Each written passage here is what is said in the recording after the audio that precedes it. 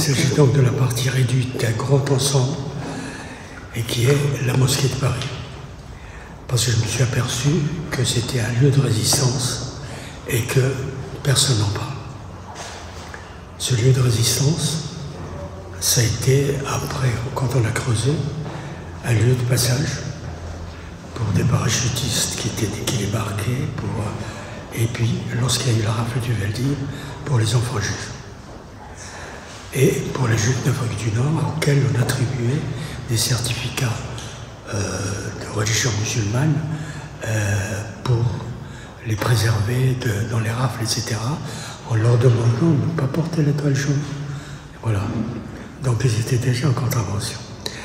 Or, ce qui guide ce film, c'est comment des gens qui sont dépourvus de tout, parce que l'immigration kabyle, c'est une migration misérable, qui travaillait durement. Comment ces gens qui n'ont rien ont fait acte d'héroïsme pour sauver d'autres gens, d'autres enfants, qui étaient peut-être plus malheureux qu'eux. Le rôle des Kabyles, c'est que les Kabyles, c'est pas une revendication culturelle. Attention, les Kabyles étaient à 98%. L'immigration algérienne était faite de 98% de Kabyles. Pourquoi? Parce qu'en Kabylie, après-guerre, avant-guerre, vers les années 30, il y a eu une grande famine.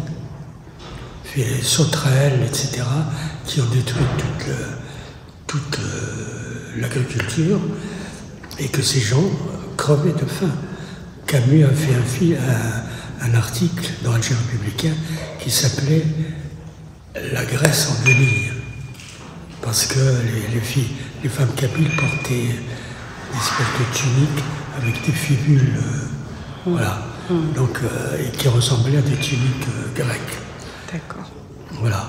Et donc, il y a eu une grande famine, il y a eu une grande misère, et donc l'immigration se faisait plus facilement de ces pays qui étaient en bord de mer, la Kabylie en bord de mer, vers la France, plutôt que dans d'autres pays, et d'autres régions de France.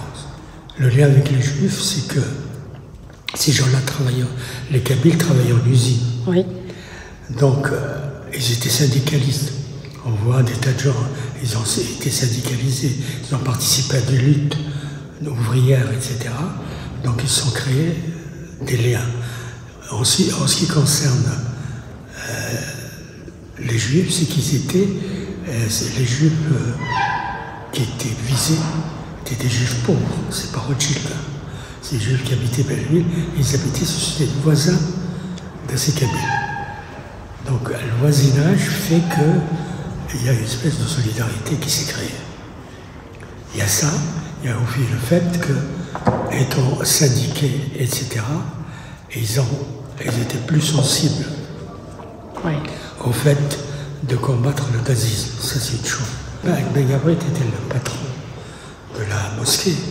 Et c'était un type extrêmement cultivé, qui a écrit des pièces de théâtre, qui a traduit Abou Naous, c'était quelqu'un, oui, Abou Naous, c'est quand même assez spécial. Et il a traduit, c'est pour dire l'ouverture d'esprit de Ben Gabrit. C'est un type très ouvert.